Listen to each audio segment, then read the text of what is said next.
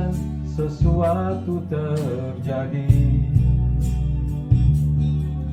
Ku percaya semua untuk kebaikanku. Bila nanti telah tiba waktumu, ku percaya kuasa-Mu memulihkan hidupku. Waktu Tuhan pasti yang terbaik, walau kadang tak mudah dimengerti. Lewati cobaan, ku tetap percaya. Waktu Tuhan pasti yang terbaik.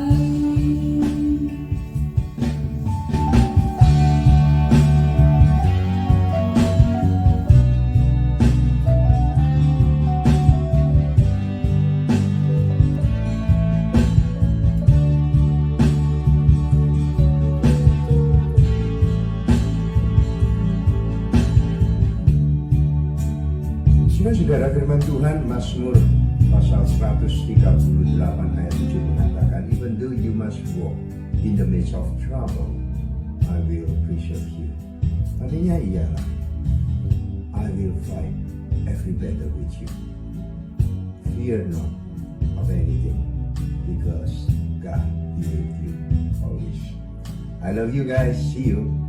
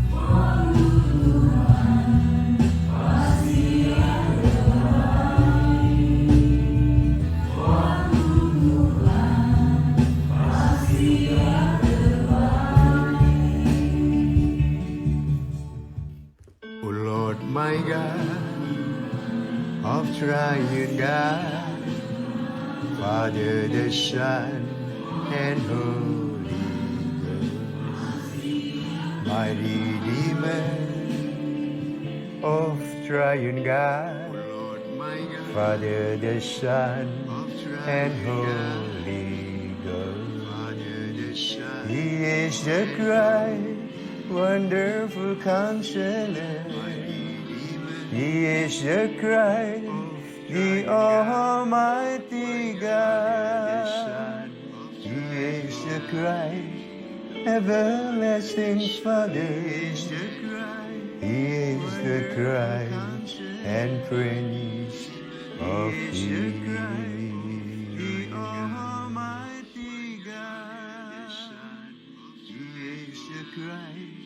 Everlasting Father, He is the Christ and Prince. Selamat pagi, saudara-saudara yang sekalian yang dikasihi dalam Tuhan Yesus, saudara yang berbakti di rumah ataupun yang ada di sini.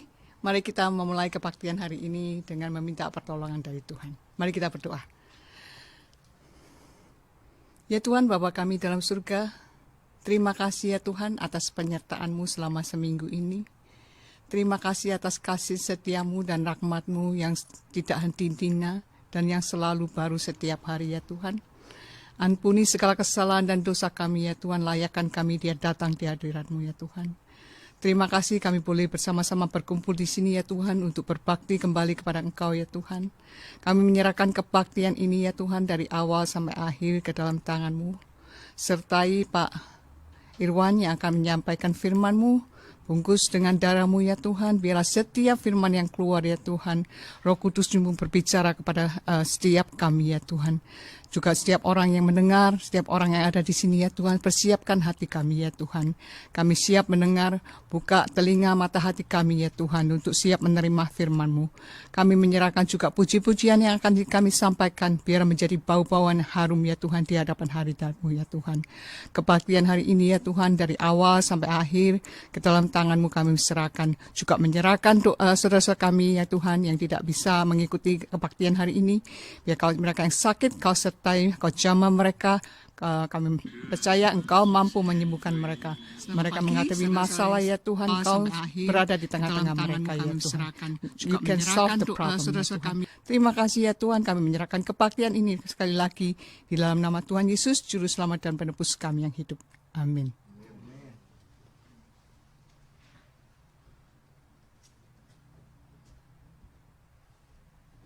Haleluya.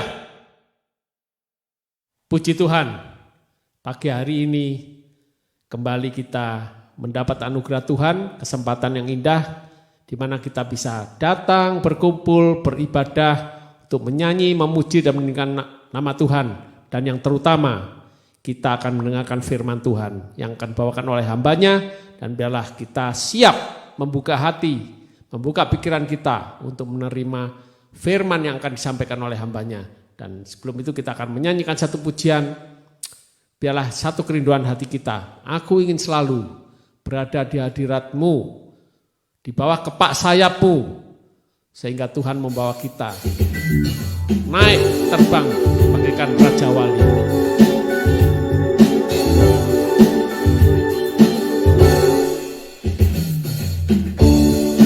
Aku ingin selalu berada di hadirat-Mu.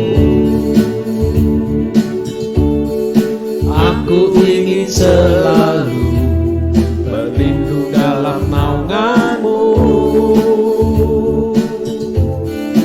Di bawah kepak sayap-Mu, Kau bawaku terbang tinggi, melintasi langit biru, bagaikan Raja Wali. Aku ingin selalu, aku ingin selalu berada di hadirat-Mu. Aku ingin selalu berlindung dalam naungan-Mu. Di bawah kepak sayap-Mu, Kau bawaku terbang tinggi, melintasi langit biru, bagaikan Raja Wali.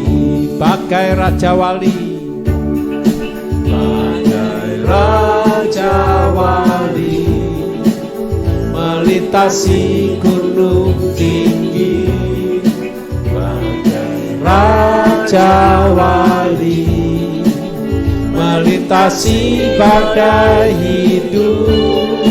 Di bawah kepak sayap-Mu, Kau bawaku terbang tinggi, melintasi langit biru, bagaikan Raja Wali. Aku ingin selalu berada di hadirat-Mu. Aku ingin selalu berada di hadirat-Mu. Aku ingin selalu berlindung dalam naungan-Mu. Di bawah kepak sayap-Mu, Kau bawaku terbang tinggi, melintasi langit biru, bagaikan Raja Wali. Bagai Raja Wali,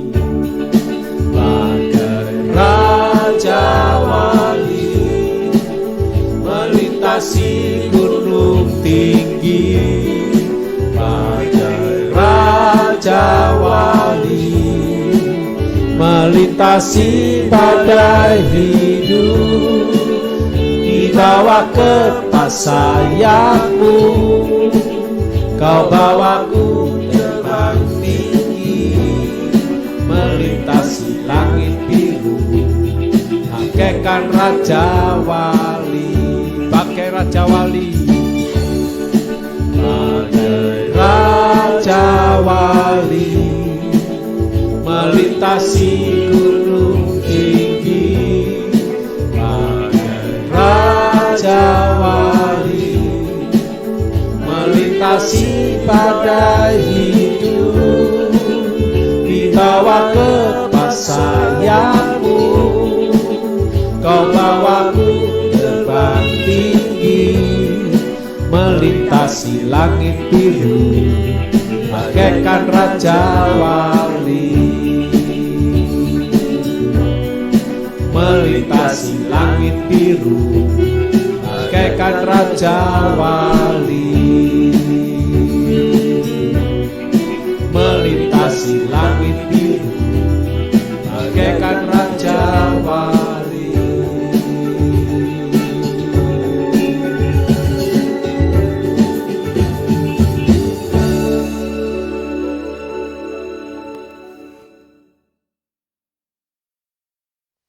Puji Tuhan, saudaraku, kita tetap akan bernyanyi memuji Tuhan. Karena Tuhan memberikan sukacita dalam hati kita. Tuhan memberi kita hati yang gembira, sukacita. Kita nyanyikan satu pujian. Terpujilah nama Tuhan, karena Tuhan memberikan hati yang bersukacita. Haleluya.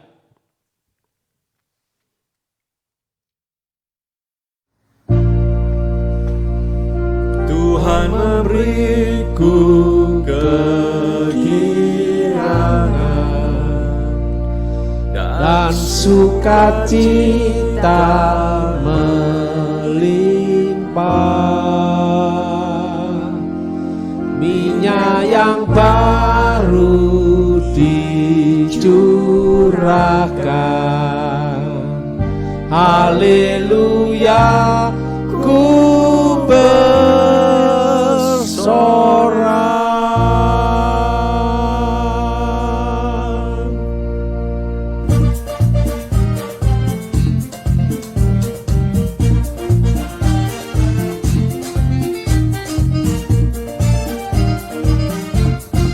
Ku terima janji Allah bagi kaum Yehuda, umat yang berdoa, memuji dan menyembah.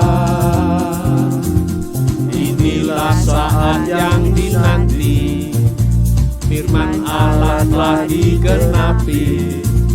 Kulihat penuaian yang terjadi, yang melanda seluruh bumi. Ku terima janji Allah bagi kaum Yehuda, umat yang berdoa, memuji dan menyembah. Inilah saat yang dinanti, firman Allah telah digenapi. Kulihat penuaian yang terjadi, yang melanda seluruh bumi. Tuhan memberiku kegirangan dan sukacita melimpah, minyak yang baru dicurahkan. Haleluya, ku bersorak. Tuhan memberiku kegirangan dan sukacita melimpah, minyak yang baru dicurahkan. Haleluya, ku bersorak.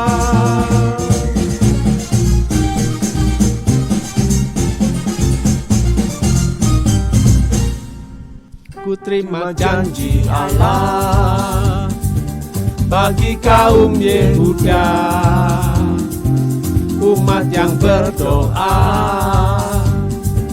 memuji dan menyembah. Inilah saat yang dinanti, firman Allah telah digenapi. lihat penuai yang terjadi, yang melanda seluruh bumi. Tuhan memberiku kegirangan dan sukacita melimpah, minyak yang baru dicurahkan. Haleluya, ku bersorak. Tuhan memberiku kegirangan dan sukacita melimpah, minyak yang baru dicurahkan.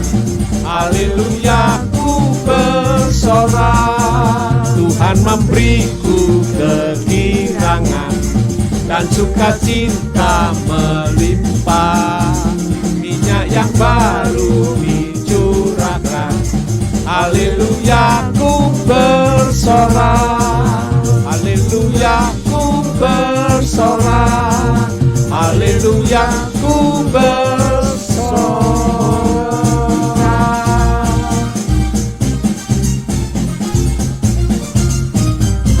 Haleluya. Puji Tuhan, siapkan hati kita untuk menerima firman Tuhan, dan biarlah kita terus mengagungkan Dia, karena Tuhan kita itu Tuhan yang mulia, sungguh ajaib.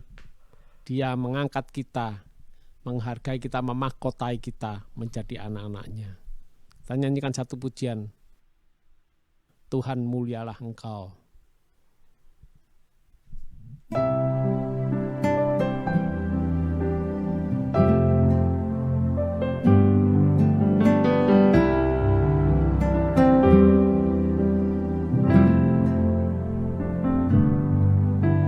Tuhan mulialah namamu di bumi ini, namamu diagungkan di bumi.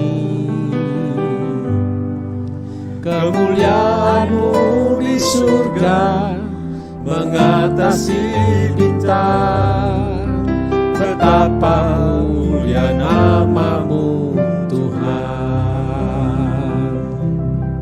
Bila ku pandang ke langit, bulan dan skala bintang, ku heran kau memperhatikanku.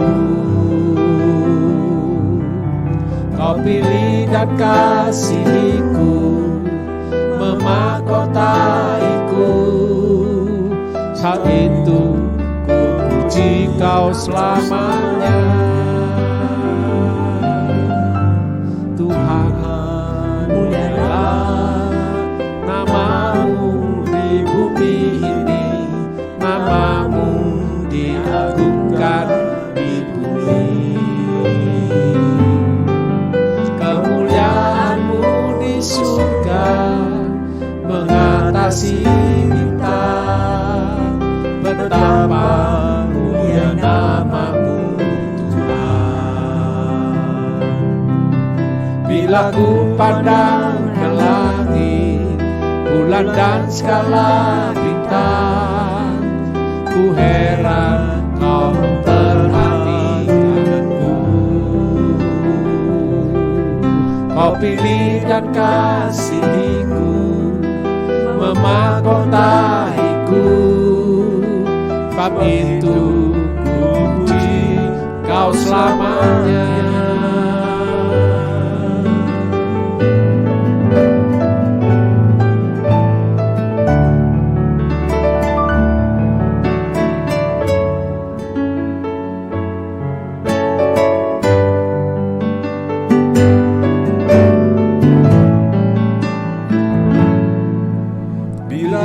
Pandang ke langit, bulan dan skala bintang, ku heran kau memperhatikanku.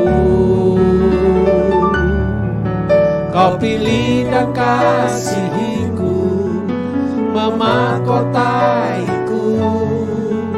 Sebab itu ku puji kau selamanya. Tuhan mulialah namamu di bumi ini, betapa mulia namamu Tuhan. ku heran kau memperhatikanku. Betapa mulia namamu Tuhan.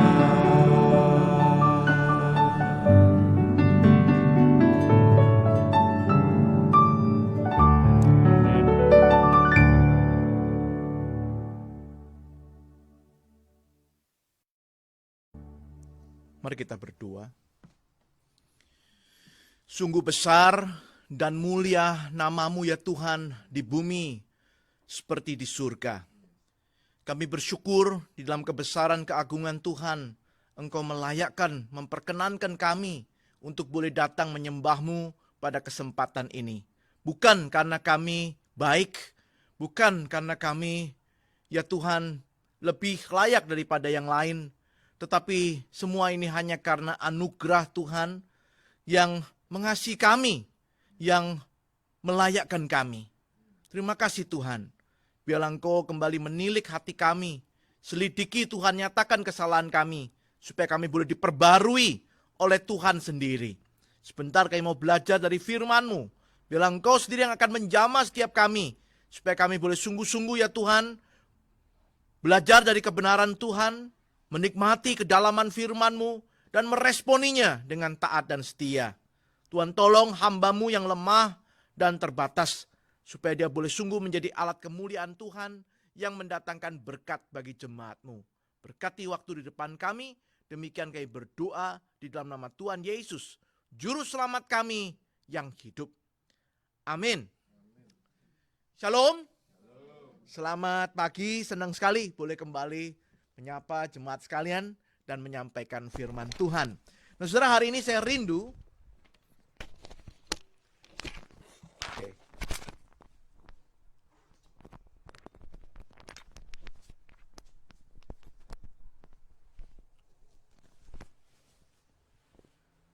Diulang atau dilanjutin?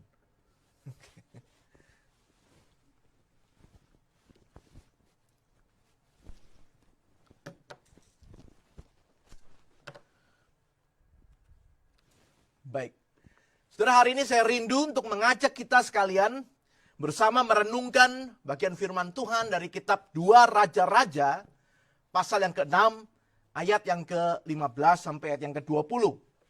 2 Raja-Raja, pasal yang ke-6, ayat 15 sampai 20. Kita akan merenungkan dengan tema jangan gagal fokus, atau bahaya dari salah melihat, atau pentingnya melihat dengan benar. Saudara, saya akan bacakan bagian ini bagi kita sekalian, demikian firman Tuhan. Ketika pelayan abdi Allah bangun pagi-pagi dan pergi keluar, maka tampaklah suatu tentara dengan kuda dan kereta ada di sekeliling kota itu. Lalu berkatalah bujangnya, maksudnya ini bujang Elisa, Elisa itu nabi Tuhan, kepadanya, celaka tuanku, apakah yang akan kita perbuat?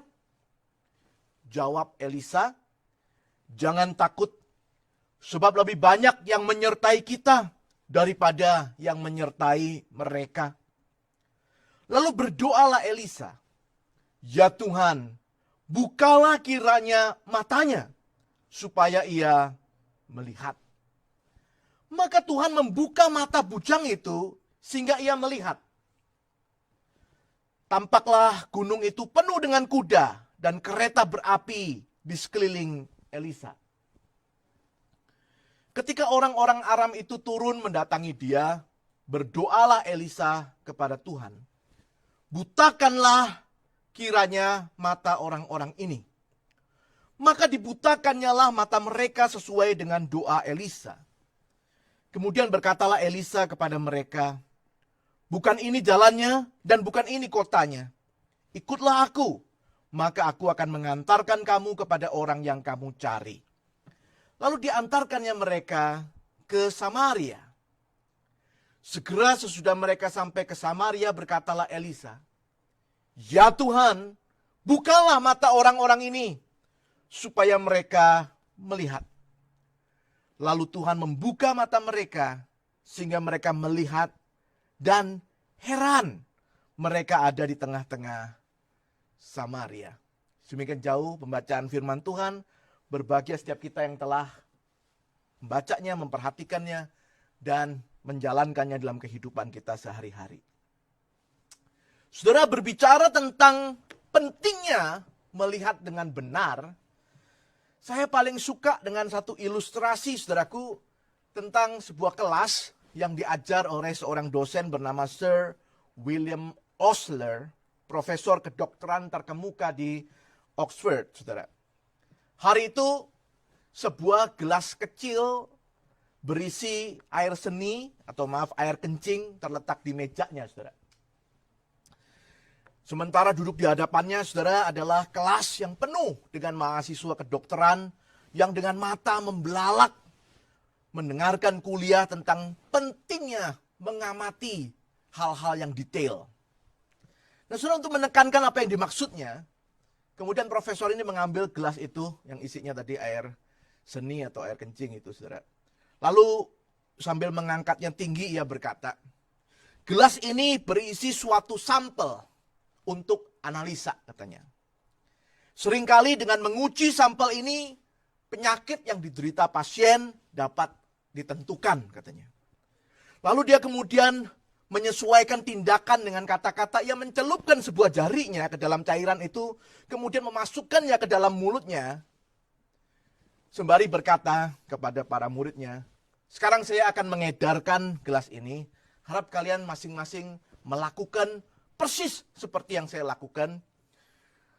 Mungkin kita dapat mempelajari pentingnya teknik ini dan mendiagnosa kasusnya, katanya. Nah, saudara, ketika gelas itu beredar di kelas itu ya, satu-satu mendapatkannya. Tiap-tiap mahasiswa itu dengan hati-hati sekali ya, mencucukkan jarinya, lalu memasukkannya dengan gagah berani, mengecap isinya sambil mengenyit, saudara-saudara ya. Setelah semua dapat giliran, Dr. Osler itu kemudian mengambil kembali gelas itu dan membuat para mahasiswa terperanjat dengan kata-kata yang disampaikannya. Kira-kira dia bilang begini, ladies and gentlemen, katanya ya, sekarang kalian akan memahami apa yang saya maksud tentang detail. Seandainya Anda sekalian mengamati dengan cermat, Anda akan melihat bahwa saya sebenarnya tadi memasukkan jari telunjuk saya ke dalam botol, tetapi memasukkan jari tengah saya ke dalam mulut saya, katanya. Kontan mahasiswanya kaget semua ya, karena mereka semua tadi pakai jari yang sama dicelupin, dimasukin ke dalam mulut masing-masing. Saudara, melihat dengan cermat, itu kira-kira pelajaran yang hendak disampaikan dan ditekankan Profesor Osler hari itu. Khususnya untuk hal-hal yang penting, saudaraku, kita tidak bisa hanya sekedar melihat dengan biasa saja. Yang mungkin biasa kita lakukan, saudara ya. Ngelihat dengan cepat, sudah langsung mau menyimpulkan sesuatu, misalnya. Kita perlu melihat dengan sungguh-sungguh. Melihat dengan teliti. Memperhatikan dengan benar. Karena tanpa suatu cara melihat yang cermat, saudaraku, tanpa suatu sikap melihat yang teliti, hal-hal yang tidak diinginkan bisa saja terjadi, bahkan tidak jarang hal yang berbahaya dapat menjadi akibatnya. Tadi masih mending ya, baru ngincipin air seni saja ya. Mungkin bagi kita ya udahlah ya, pengalaman seumur hidup gitu kan. Tapi beberapa tahun yang lalu, saudaraku, seorang rekan pendeta pernah cerita sama saya suatu kejadian yang menimpa dia. Dia sedang berlibur bersama keluarga di Bali, ya. Terus setelah main di pantai bersama keluarganya, dia itu kembali duluan ke hotel, ke kamar, maksudnya mau mandi, saudara. Nah, waktu mandi itu dia merasa matanya itu agak perih, ya. Jadi dia terus kepikir di kamar hotel itu, di meja, dia sudah ada tempatin obat mata itu loh, obat tetes mata itu yang biasa dia pakai, nah itu ada di sana gitu. Jadi dia habis mandi itu, masih matanya perih-perih itu, dia berusaha cari obat mata itu untuk teteskan gitu. Nah, setelah dia nggak sadar atau nggak ingat bahwa di meja itu sebenarnya ada 2 botol yang mirip, ya. Yang dia langsung ambil satu, terus dia tetesin, saudara. Nah, saudara, obat yang satu itu albotil, Kok sudah pernah tahu ya? Botil tuh dulu kalau waktu saya masih di itu tuh pakai buat sariawan itu loh, ya. Obat sariawan itu yang kena sariawan tuh bisa sakit sekali ya. Nah itu dia tetesin langsung ya.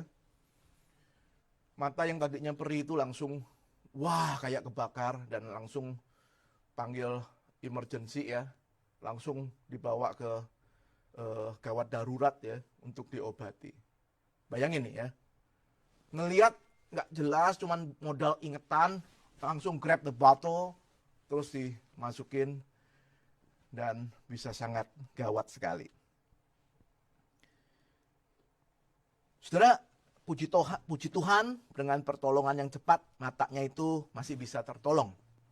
Walaupun dokter rumah sakit sudah sempat ragu melihat kondisi matanya yang meradang itu saudara ya.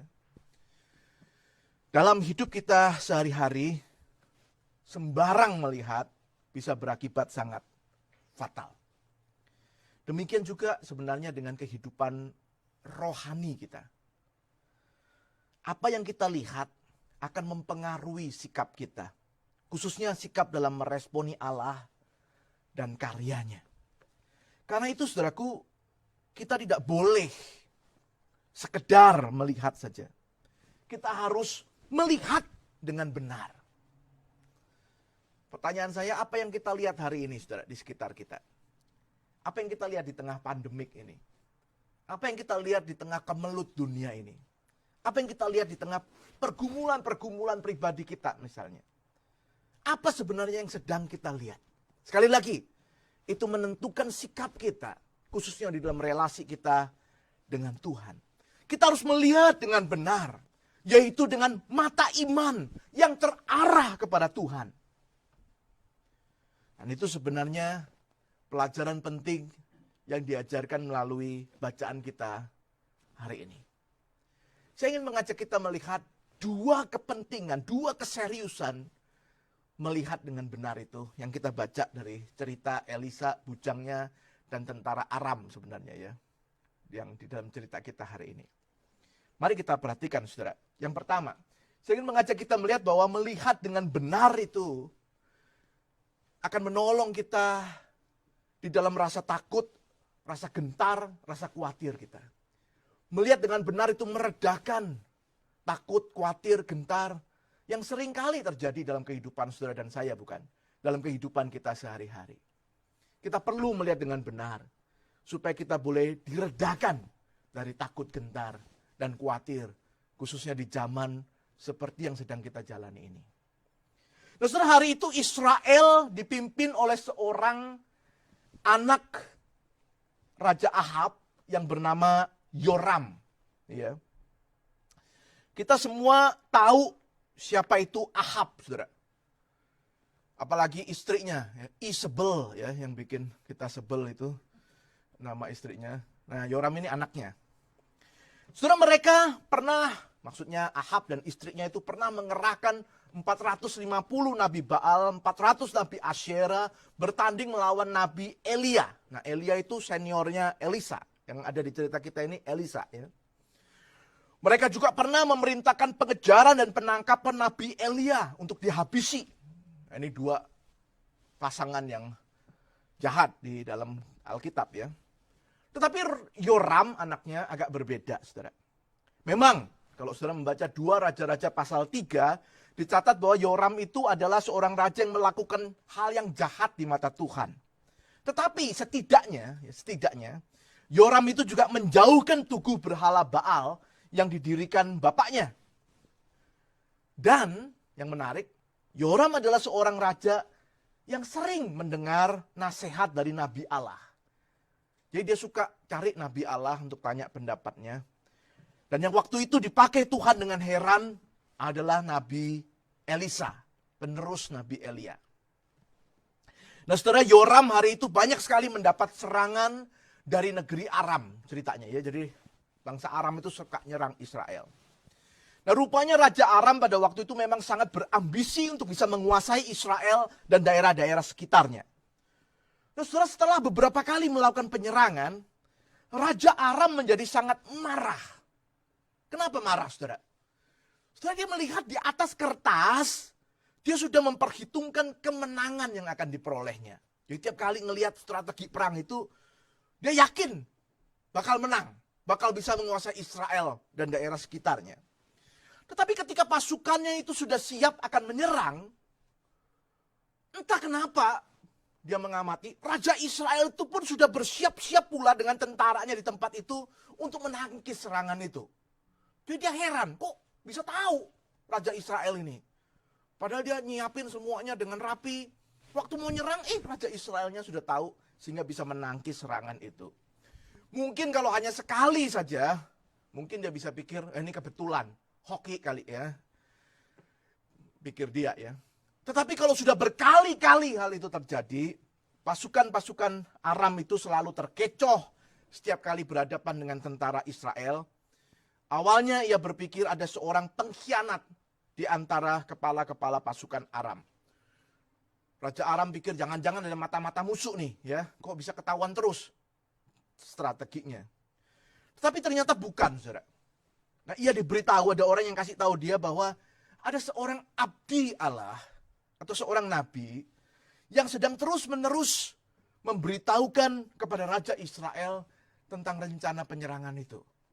Nabi itu rupanya mendapatkan hikmat, nubuatan dari Tuhan, sehingga bisa tahu dan memberitahu Raja Israel, sehingga Raja Israel bisa mempersiapkan diri. Nah, saudara, Raja Aram sangat jengkel dan marah. Dia seperti seorang yang sudah menemukan kelemahan musuh dan ingin segera menyerang kelemahan itu untuk mendapatkan kemenangan. Dia segera mengerahkan pasukannya, memerintahkan mereka segera pergi ke Dotan untuk menangkap Elisa. Oh, ini biang keroknya, kira-kira pikirnya gitu. Ini harus ditangkap nih, ya. Dan saudara, mungkin dia berpikir justru kalau nangkap Elisa, dia bisa memanfaatkan Elisa untuk dia, ya, untuk bangsanya, untuk negaranya. Saudara, mereka sampai ke Dotan pada malam hari. Malam-malam mereka sudah sampai ke Dotan. Dan karena daerah di sana adalah daerah yang berbukit-bukit, jadi dengan mudah mereka bisa mengatur barisan pasukan sehingga posisi kota tempat Elisa itu tinggal terkepung oleh pasukan Aram yang cukup banyak itu. Jadi Elisa tinggal di Dotan itu dikelilingi. Udah dikepung lah, ya. Nah, ketika pagi-pagi benar, tadi bagian yang kita baca, ya, bagian yang kita baca tadi pas ceritanya pagi-pagi benar. Elisa bangun dan pergi keluar. Dilihatnya bukit-bukit sekitar kota itu penuh dengan kereta-kereta perang dan tentara musuh. Sungguh suatu keadaan yang menakutkan. Seluruh kota menjadi kacau balau, penduduknya kebingungan, bahkan pembantu Elisa yang disebut tadi bujangnya sampai berjalan ketakutan di belakang tuannya. Takut dan gemetar. Bujang itu mengerti benar untuk siapa musuh itu datang ke sana. Ia tahu bahwa sudah berkali-kali gurunya itu mencegah serangan musuh dengan memberi nasihat kepada Raja Israel. Dari cerita ini, kita melihat ada dua cara melihat yang berbeda. Bujang itu melihat seperti kebanyakan orang melihat, sehingga ia menjadi takut dan gentar. Tetapi kita melihat teladan dari Elisa. Dia melihat dengan berbeda. Elisa melihat dengan mata iman kepada Tuhan. Saudara, dua-duanya ini hari itu di tempat yang sama. Kayak di rumah mereka kan ya. Lalu mereka melihat pasukan yang mengepung itu. Pemandangannya sama. Tetapi dua orang ini melihat dengan berbeda. Dengan sikap yang berbeda. Bujang itu ketakutan dan gentar. Karena melihat begitu banyak tentara musuh yang mengancam, mengepung, dan siap menyerang mereka. Sementara Nabi Tuhan melihat dengan mata imannya sesuatu yang berbeda. Ya. Nah, saudara, dua cara melihat yang berbeda itu sering muncul di dalam Alkitab, saudara. Karena itu saya pikir juga mungkin saya melihat di dalam kehidupan kita hari ini pun, ya, hal seperti itu juga sering bisa muncul. Kita melihat masalah yang sama, tetapi punya dua sikap yang berbeda. Misalnya kalau kita melihat di Alkitab, ada cerita tentang 10 pengintai yang melihat waktu diutus untuk memata-matai daerah Kanaan itu, ya, tanah Kanaan. Mereka melapor dengan negatif sekali kepada Musa bahwa orang di Kanaan itu besar-besar. Kita bisa keok kalau menyerang mereka, ya, takut, gentar, khawatir. Sementara dua pengintai yang lain yang juga diutus pada waktu yang sama sebenarnya, yaitu Yosua dan Kaleb, melihat dengan berbeda. Mereka berdua mengatakan memang orang di situ besar-besar. Tetapi mereka melihat dengan kacamata iman rohani kepada Tuhan. Tuhan sudah berjanji akan menyerahkan tanah itu kepada kita. Kita pasti bisa melakukannya. Kita melihat contoh yang lain, misalnya Saul dan tentara Israel. Ya. Waktu melihat Goliat itu, orang Filistin itu, dengan gentar dan takut, gak ada satupun yang berani maju. Ya. Wih, badannya gitu gede.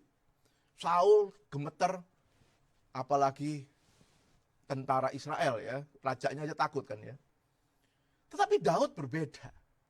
Daud justru menantang Goliat dan berkata, engkau datang dengan pedang, dengan segala senjatamu, aku datang dalam nama Tuhan. Yang engkau hina, yang engkau rendahkan itu. Ketika banyak orang begitu takut menghadapi kematian, apalagi mati di dalam penjara, saudaraku, Paulus dengan jelas melihat kepada Tuhan.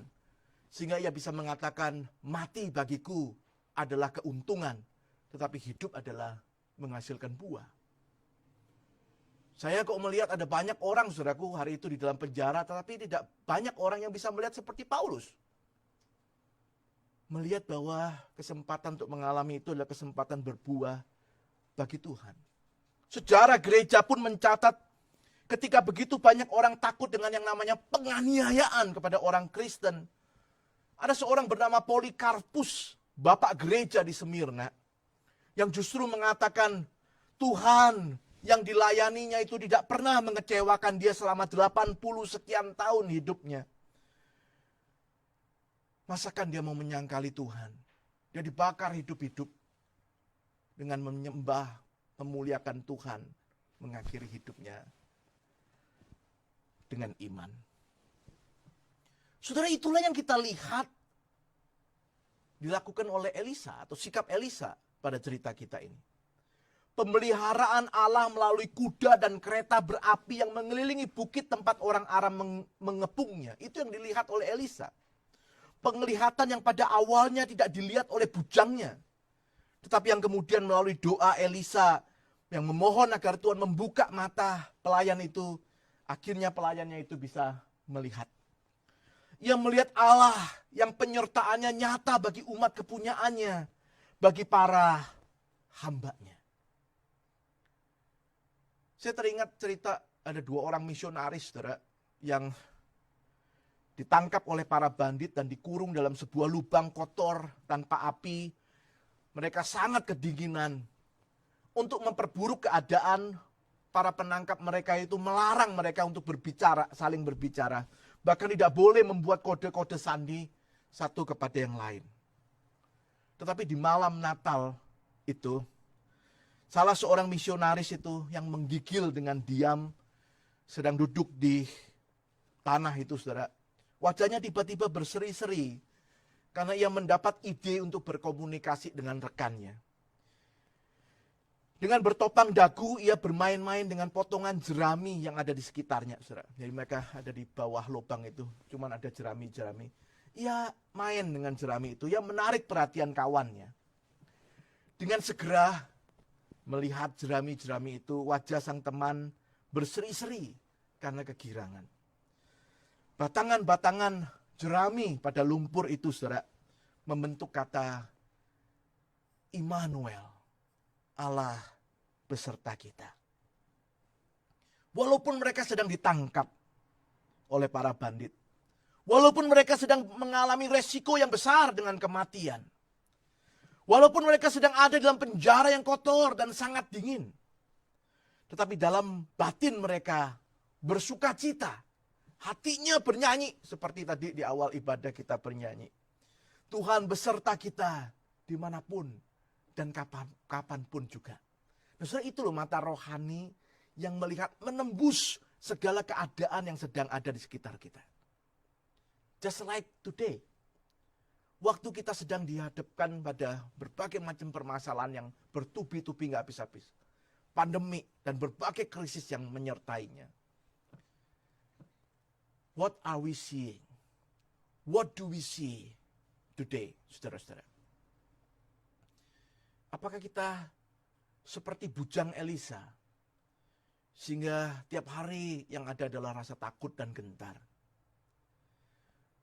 Mari pada pagi hari ini kita mohon kepada Tuhan. Seperti doa Elisa, bukakanlah mata hati kami. Supaya kami melihat apa yang banyak orang tidak lihat. Yaitu pasukan Tuhan itu lebih besar daripada segala pasukan lain yang sedang mengancam kita. Tuhan kita itu lebih besar dari segala pergumulan kita. Saya senang dengan kutipan ini, saudara. Don't tell God that you have a big problem, but tell your problem that you have a big God. Tentu kita sering berdoa ngomong sama Tuhan masalah-masalah kita. Tapi kalau doa ceritanya masalah melulu ya. Lama-lama kita juga hidup di dalam kepenatan itu ya. Kelelahan menanggung masalah-masalah yang berat.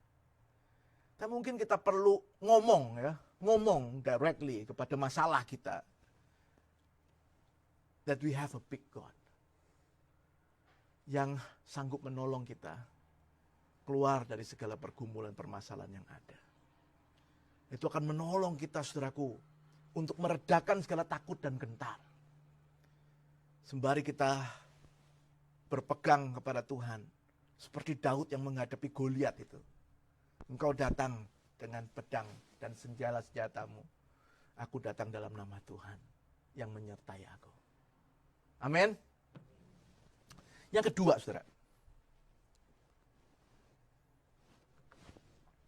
Melihat dengan benar bukan hanya akan meredakan rasa takut dan gentar, tapi melihat dengan benar, saudaraku, juga bisa menjauhkan kita, saudara, dari satu sikap yang keliru, yaitu sikap sombong dan sesat. Hari itu, saudara, yang butuh supaya matanya dibukakan oleh Allah, sehingga bisa melihat dengan tepat, bukan hanya bujangnya Elisa saja, tetapi juga pasukan Aram yang banyak itu, tentu saja termasuk rajanya, ya. So, kalau melihat di ayat yang ke-20, Elisa itu menaikkan doa yang sama bagi pasukan Aram itu, seperti ia telah menaikkan doanya bagi bujangnya. Doa yang sama itu dinaikkan bagi penyakit yang sama, yaitu penyakit gagal fokus dengan benar, gagal melihat dengan benar. Tetapi kasus bujang Elisa dan pasukan Aram menunjukkan bahwa penyakit yang sama itu bisa punya dampak yang berbeda atau bisa punya sikap yang berbeda. Ya. Yang satu, hamba Elisa itu karena penglihatannya keliru atau tidak melihat dengan benar, yang muncul adalah rasa takut, gentar, tiap hari resah, gelisah. Tetapi yang satu, karena tidak melihat dengan benar, jadi sombong, nekat, ya. Nggak takut apapun, ya. Tetapi termasuk nggak percaya sama Tuhan. Gitu. Rasa diri bisa, rasa diri nggak akan kalah, penuh dengan kesombongan dan kearoganan. Perhatikan, saudaraku, bagaimana orang Aram itu gagal melihat. Dan mereka sama sekali tidak sadar akan hal itu. Ya. Kalau saya lihat dari awal, mereka sebenarnya sudah mendapat informasi, tadi saya cerita di awal, bahwa Elisa itu telah memberitahukan kepada Raja Israel tentang perkataan yang diucapkan oleh Raja Aram di kamar tidurnya. Saudara, kalau melihat ayat 12 ya, pasal 6 itu katakan, Raja Aram itu atur strategi di kamar tidur. Dulu waktu itu belum ada drone, belum ada rekam. Orang tidak bisa tahu kan, ini kamar tidur lagi, very private kan. Tetapi Elisa tuh bisa tahu.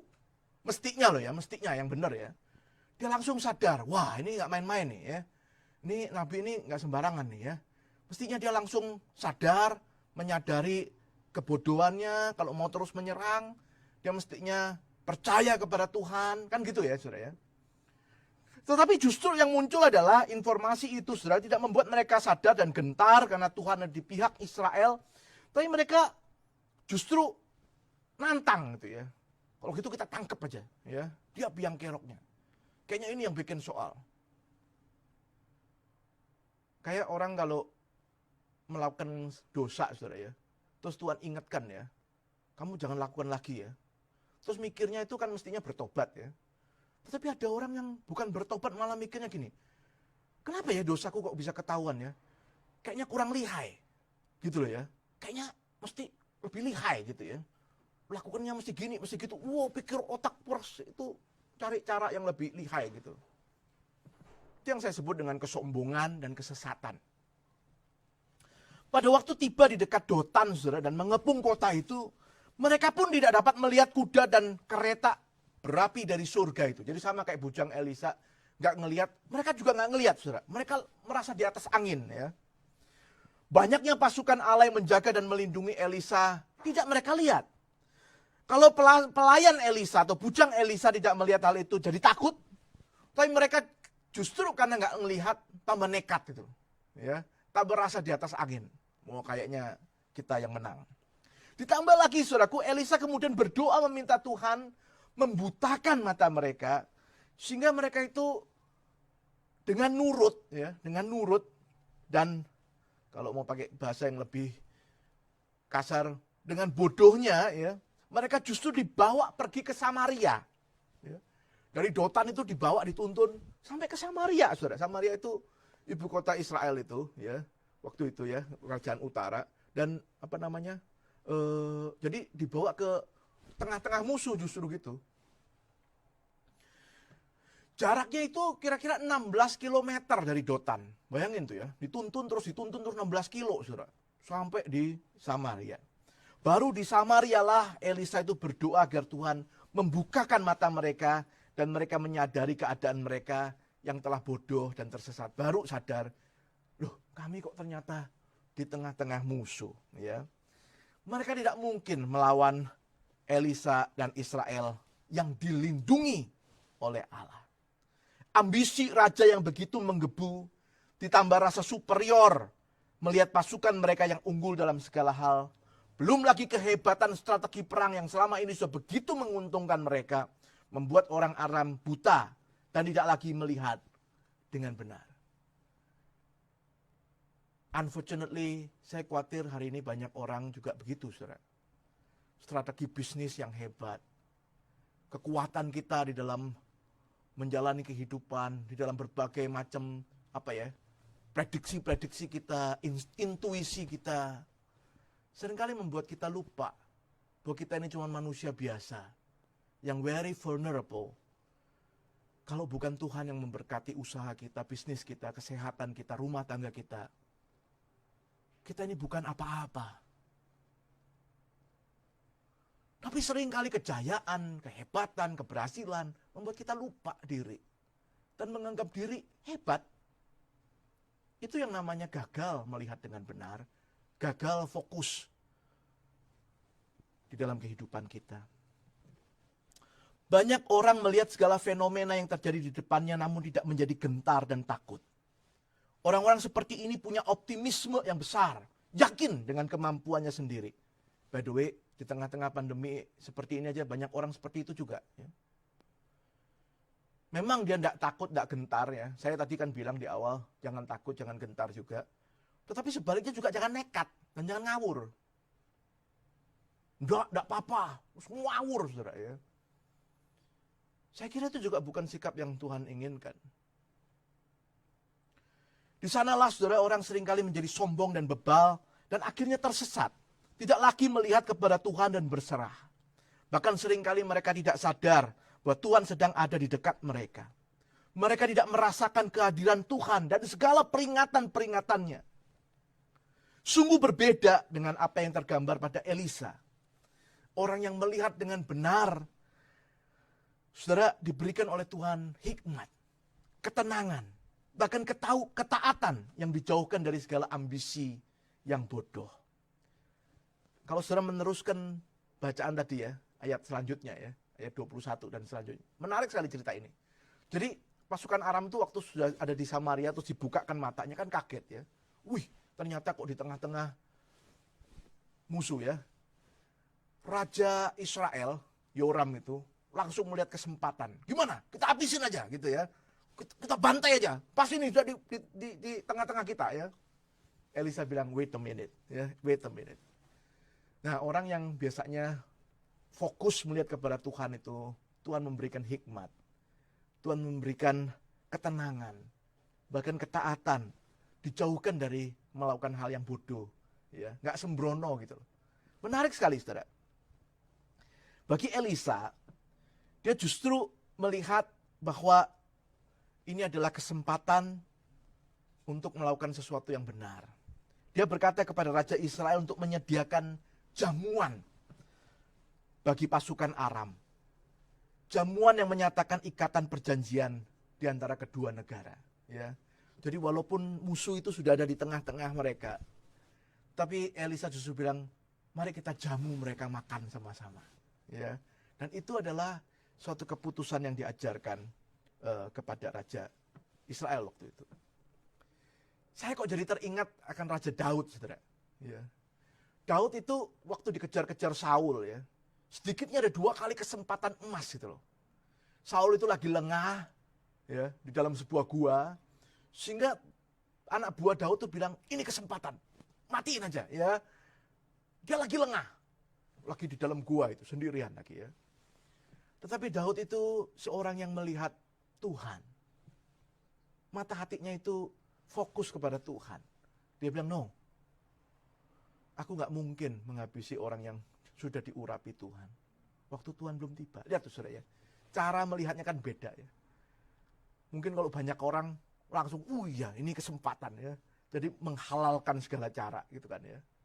But orang yang bersama dengan Tuhan different. Punya ketenangan, punya hikmat. Gak ngawur gitu loh.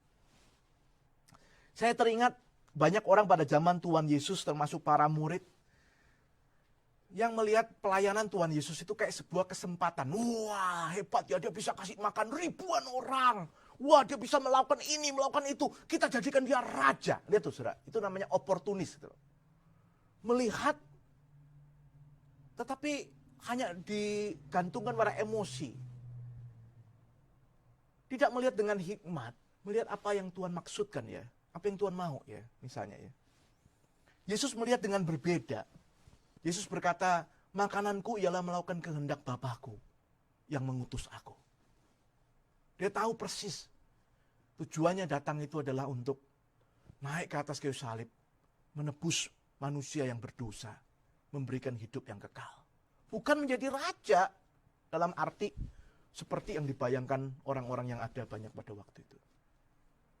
Saya khawatir banyak gereja, orang Kristen, dan kadang-kadang di Amerika ini saya juga sering kali melihat ada gejala-gejala begitu ya.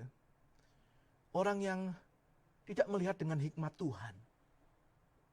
Yang tanda petik saya anggap sering kali kayak ngawur gitu dalam mengambil keputusan, dalam mengambil policy, dalam bersikap, dalam mengomentari. Bahkan di dalam pandemik seperti ini. Saudara juga melihat ya, ada banyak pendapat, ada banyak sikap dan sebagainya. Saya justru mengajak kita melihat, apalagi juga satu lagi dalam kaitannya dengan politik ya. Kadang-kadang gereja kehilangan hikmatnya. Saya pikir kita mesti lebih dekat sama Tuhan. Melihat dari sisi Tuhan. Dan bertanya, apa yang Tuhan mau? Yang Tuhan mau itu seringkali berbeda dengan yang kita mau. Dengan yang kita pandang baik. Orang yang kita anggap paling cocok jadi pemimpin misalnya.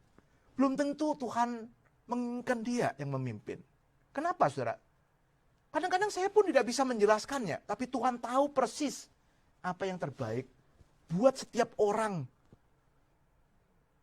yang sungguh percaya kepada Tuhan. Dia memberikannya untuk maksud tertentu. Untuk pelajaran tertentu. Mungkin untuk menegur kita. Mungkin untuk membangunkan kita dari tidur dan kenyamanan kita. I don't know. Tetapi saudara, kita memang perlu melihat dengan benar. Dan gak asal melihat. Gak sembarang melihat.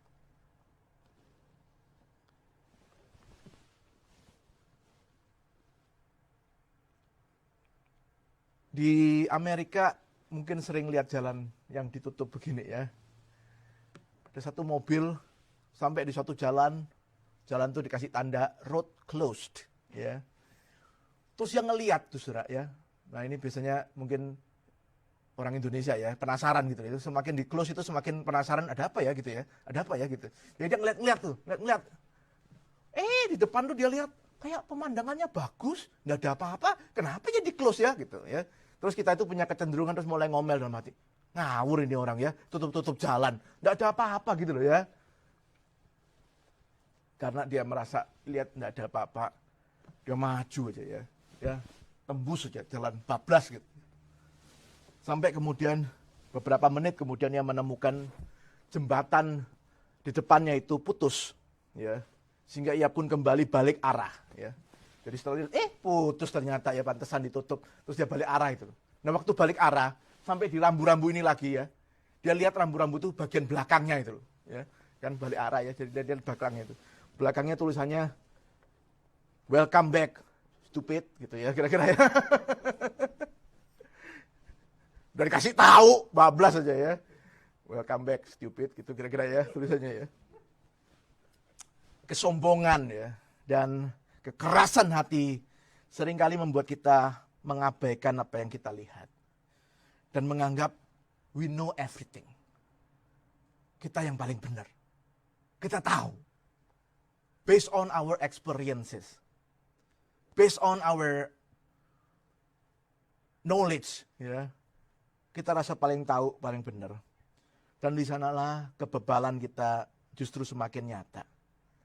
Saudara, jangan ambisi dan kesombongan kita hari ini membutakan kita. Tapi mari kita memohon supaya Tuhan membukakan mata kita, supaya kita boleh melihat Tuhan dan rencananya dan kehendaknya. Sekali lagi saudara, saya ingin bertanya, apa yang sedang kita lihat hari ini? Sudahkah kita melihat Tuhan, kehendaknya, rencananya dengan benar? Saya ingin menutup dengan membacakan Mazmur nomor 16 ayat yang ke-8. Raja Daud di dalam Mazmur 16 ayat yang ke-8 mengatakan demikian. Aku senantiasa memandang kepada Tuhan, karena ia berdiri di sebelah kananku, aku tidak goyah. Daud tahu kemana ia harus mengarahkan pandangan matanya. Sehingga ia dapat menjalani kehidupannya yang penuh dengan tantangan dan hambatan itu. Dan sebenarnya memang di sanalah ia mendapatkan kekuatan yang tangguh. Daud mengarahkan matanya hanya kepada Tuhan saja. Biarlah saudara dan saya juga ditolong untuk boleh mengarahkan mata kita hanya kepada Tuhan. Sehingga dijauhkan dari segala takut dan gentar. Tetapi juga dari segala sombong dan sesat. Tuhan memberkati saudara. Mari kita berdoa.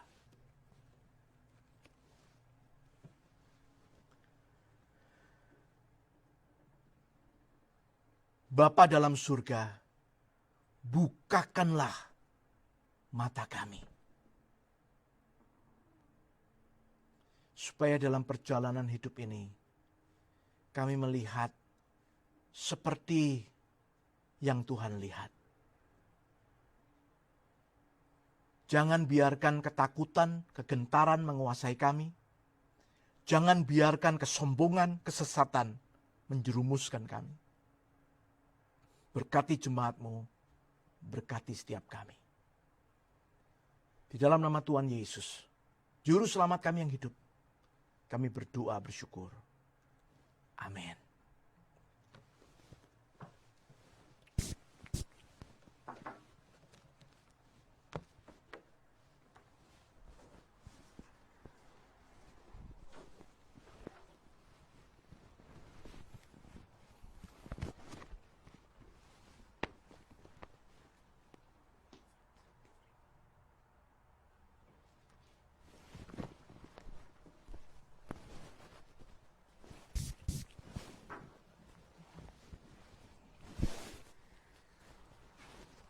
Terima kasih Pak Irwan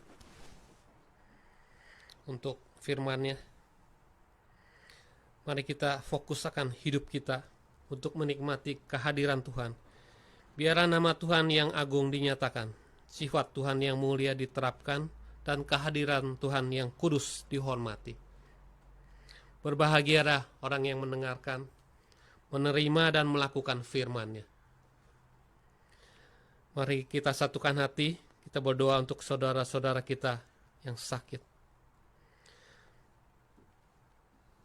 Bapa kami yang di surga, Kau yang maha mulia, maha kasih. Terima kasih Tuhan, Kau telah sembuhkan ginjal Koyongki. Tuhan terus berkati kehidupan dan keluarganya.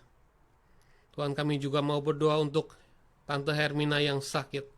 Tuhan, tolong berikan penghiburan daripada-Mu. Kami juga mau berdoa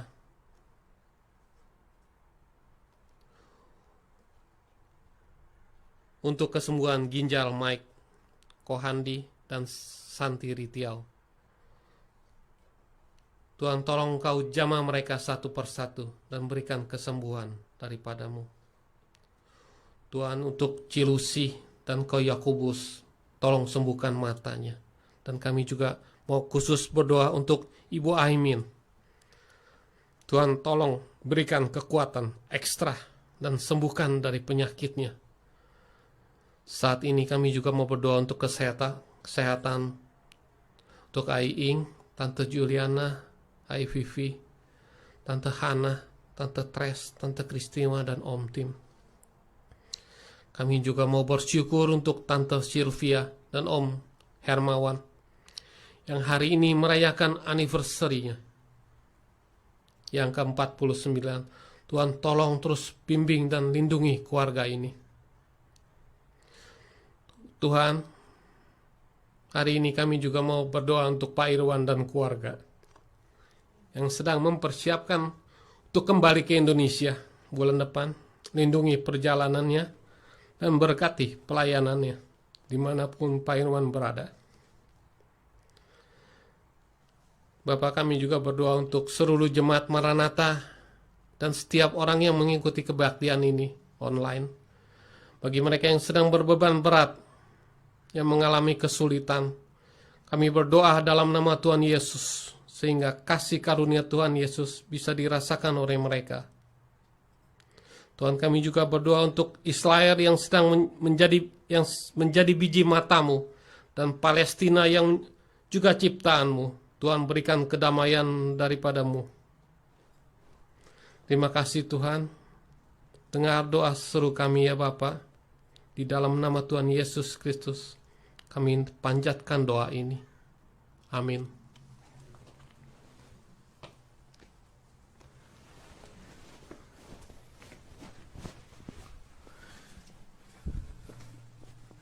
Saudara, sebelum mengakhiri ibadah hari ini, saya atas nama keluarga juga mengucapkan terima kasih selama khususnya 1 tahun terakhir boleh bersama-sama dengan saudara belajar firman Tuhan. Saya bersyukur untuk kesempatan yang diberikan dan kami akan berdoa bagi saudara. Tuhan terus memberkati, menyertai gereja Maranatha, boleh terus bertumbuh di dalam Tuhan, boleh seperti nama gerejanya, ya, dengan setia melakukan apa yang Tuhan percayakan kepada saudara sampai Tuhan datang kembali. Saudara, Tuhan memberkati. Ya, sekarang mari kita bersama bangkit berdiri, kita menerima berkat yang daripada Tuhan.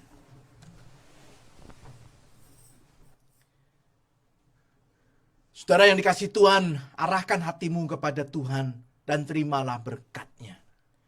Kiranya Tuhan memberkati engkau dan melindungi engkau. Kiranya Tuhan menyinari engkau dengan wajah-Nya, memberi engkau kasih karunia. Kiranya Tuhan menghadapkan wajah-Nya kepadamu dan memberi engkau damai sejahtera yang melampaui segala akal, mulai hari ini sampai selama-lamanya. Amin.